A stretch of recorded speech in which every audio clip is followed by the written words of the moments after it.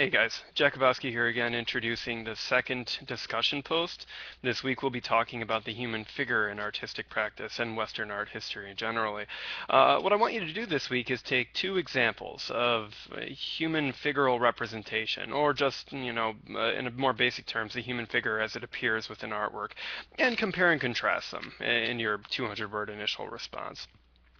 And since we haven't really gone over a tremendous amount of examples of this particular mode of art making in class thus far, I've also supplied you with this PowerPoint to coincide with my video here that will give you a few more examples that perhaps appear later in our history, and we'll be engaging with them more fully as we move forward in the course.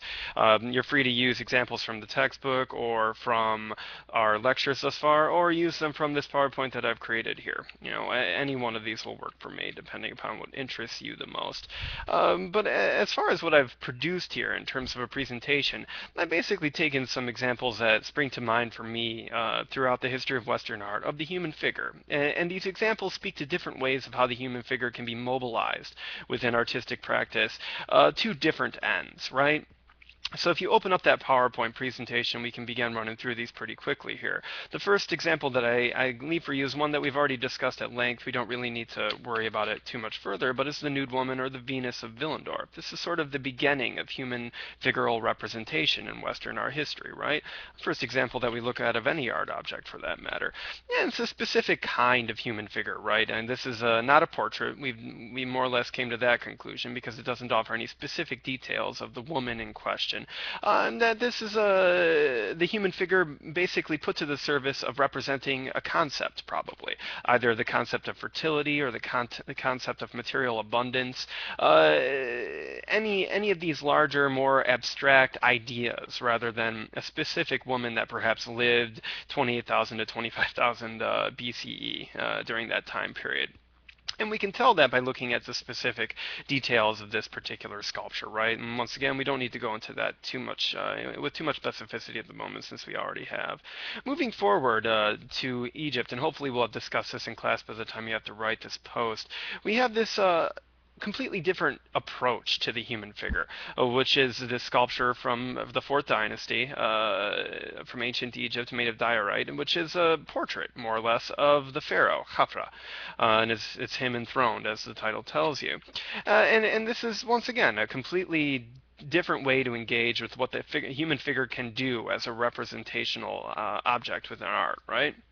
This is a portrait, it's a specific individual. And not only is it a specific individual, but it's an important individual that has a tremendous amount of political power, a tremendous amount of social relevance within his community. He more or less had autocratic control of every aspect of his society at that moment in history. And so, to a degree, artistic portraiture such as this one served almost a propagandistic intent. I mean, rather than having campaign videos that would tell you about Obama or Mitt Romney's uh, personal political philosophies, you would have artworks like these that would be spread and disseminated throughout the Egyptian kingdom to more or less express Khafra's might, his political acumen, his wisdom, his virility, his youthfulness, And we see that within the specific visual details of this sculpture. I mean, it's not really true to life, right? I mean, probably he didn't look like this. It's an idealized version of him that's very strong, very virile, very prepossessed, very stoic. And these are the sorts of ideas that the Egyptian rulers, the pharaohs, wanted to associate themselves with. So that's another approach to the human figure.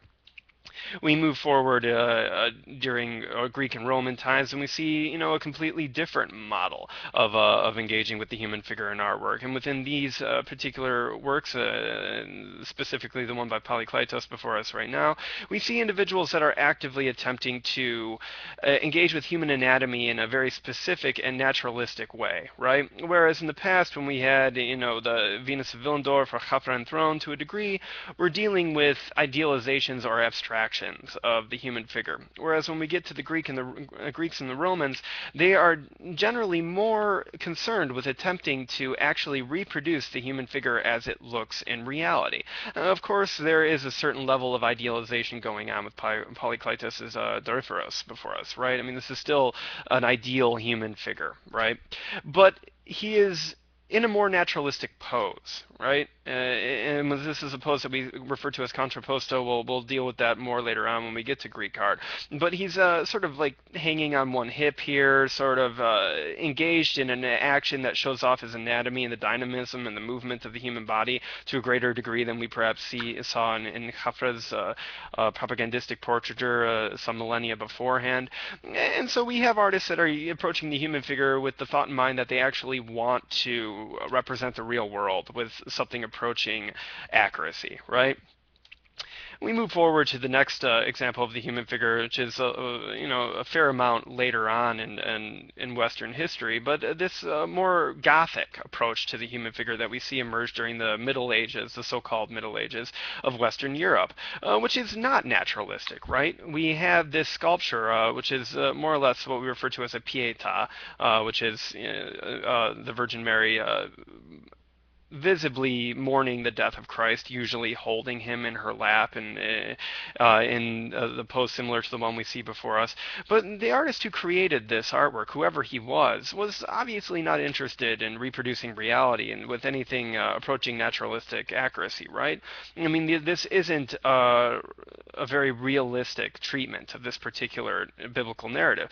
I mean, he's more concerned with using the human body as an armature for expressive emotional representation. I mean, when we look at a work like this, we can genuinely feel the sort of grief, the sort of mourning, the pain, the actual tactile torment that Jesus underwent on the cross, right? And that Mary, as his mother, underwent while mourning his death. And so the human figure is emaciated. It's once again abstracted, but abstracted towards an expressive end. We're supposed to be, to a degree, feeling the emotions that these figures are feeling when we look at this sculpture. And it's something we see emerge during Gothic times, where naturalistic accuracy, not important, right? Expressive truth, emotional truth, much more important. When we move forward into the Renaissance, we begin to see painters engage with the human figure more so. We can move on to the next slide, which is by Giotto here. And they're sort of moving back to the Greeks and the Romans and looking at the classical world for influence, looking for, stylistic precedent. And they're attempting to express the world once again with greater degrees of verisimilitude. They want to show the Virgin Mary here, the Madonna enthroned, not as some sort of expressive vehicle for emotion of some sort, not as some form of conceptual idea, but as a real individual, and they're beginning to approach the human figure with something that we might refer to as, more anatomical precision. Giotto is really the first Italian painter of his period that is sort of moving out of the Gothic mentality towards a more, what we could say, Renaissance revival of the naturalism that the Greeks and the Romans first played with during their time in power. We move forward further into the Renaissance with the next slide, with an example that we are all pretty much familiar with, Leonardo da Vinci's Mona Lisa, right? And now we're, very clearly in the realm of portraiture. This is an actual individual that sat for this portrait, unless of course we believe in the conspiracies, which I tend not to. And they had this painting painted for us, a relatively small artwork for the, many of us have probably seen it in the Louvre or in photos. And it's very, very striking in its almost photographic level of detail, right?